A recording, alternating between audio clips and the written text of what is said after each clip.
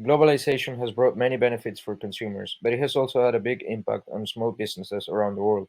This video tutorial is aimed at exploring a variety of theoretical perspectives and studies, as well as examining examples of applications of these theories. Furthermore, we will talk about the concept of persuasion in marketing and how this can help small businesses to stay relevant in today's market.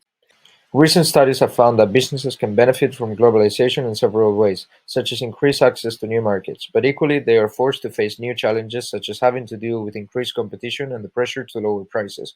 What we learn from these studies is that although globalization is both an opportunity and a threat, there are ways in which a small business can stand out and thus stay relevant in today's markets. In today's rapidly evolving marketplace, small businesses must implement innovative strategies to remain competitive. A comprehensive understanding of consumer behavior and market trends is essential for small businesses in order to develop effective marketing plans that allow them to differentiate themselves from their competitors. One marketing theory that may be particularly relevant in today's markets is the blue ocean strategy, which is a framework for creating new market spaces, thus making the competition irrelevant by creating a unique value proposition that appeals to untapped or underserved markets. One example of a company that has implemented blue ocean strategy is Lego. Faced with increased competition from digital forms of entertainment, Lego recognized that they needed to shift their focus from just selling toy bricks to providing creative play experiences. They did this by investing in new technologies and building an ecosystem of products and services. The point is that it is imperative for small businesses to acquire financial literacy in order to remain competitive. Once the knowledge is obtained and an appropriate strategy that aligns with the current market trends is implemented, small businesses should also focus on understanding consumer behavior psychology. One consumer psychology concept that is widely studied is the concept of persuasion. This refers to the process of convincing someone to adopt a certain point of view or take a particular action. One example of persuasion in action is the use of social proof, which is the phenomenon where people tend to conform to the actions and behaviors of others in order to feel safe and validated. Marketers use this concept by showcasing customers' testimonials, reviews, and social media endorsements to influence potential customers. One study from 2019 examines the influence of social proof and consumer decision-making in an online context. The study defines social proof as the information provided by others that serves as a reference for one's own behavior. It found that social proof has a positive impact on consumer decision-making, and also that the influence of social proof on consumer decision-making is stronger when the consumer perceives the information provided by others as credible and relevant.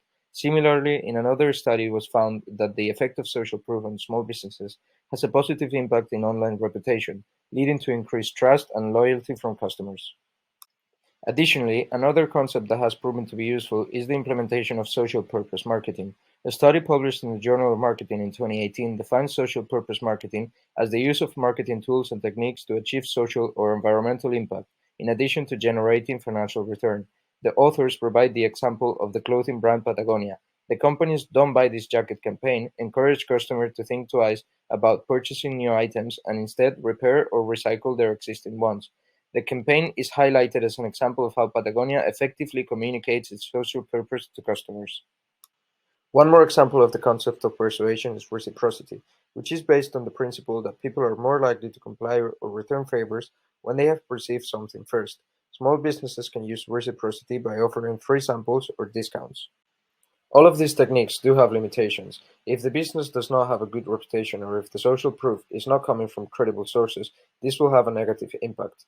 Social purpose marketing also has its limitations, such as that it may not be effective if the business does not have a good reputation or if the social purpose is not aligned with the consumer's values.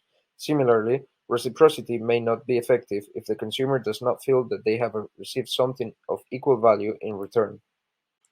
Furthermore, it is notable that supporting small businesses is often considered more ethical due to them regularly having a closer relationship with their local communities and are more likely to source materials and labor locally. They also often have a more personal connection to their products and are more likely to prioritize ethical and sustainable practices. Additionally, supporting small businesses can help to promote economic diversity and reduce the concentration of wealth and power in large corporations. In order to effectively apply these strategies, marketers need to be aware of the latest research and best practices in these areas, and be able to apply them to their specific business context. They should also be aware of the ethical considerations involved in using these strategies and be willing to take a more responsible and sustainable approach to their marketing efforts. By doing so, they can help small businesses to thrive and contribute to a more equitable and sustainable economy.